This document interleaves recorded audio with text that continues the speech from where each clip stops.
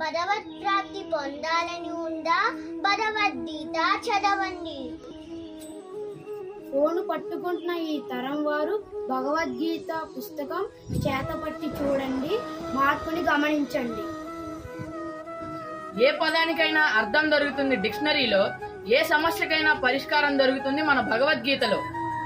సారం లేని చదువులతో బాధపడుతున్న మాకు జ్ఞానాన్ని అందించింది భగవద్గీత.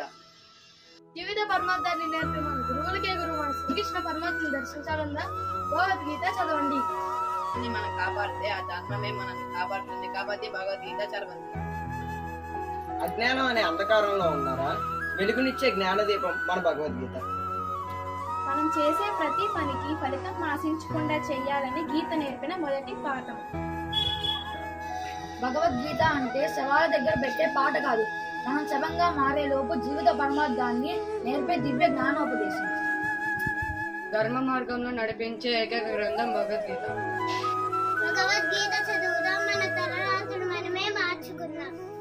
మీ పిల్లలకు సంస్కృతి సాంప్రదాయ విలువలతో కూడిన విద్యను నేర్పించాలనుకుంటున్నారా?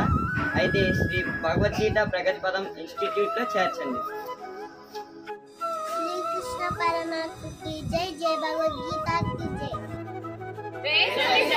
की जय। భగవద్గీత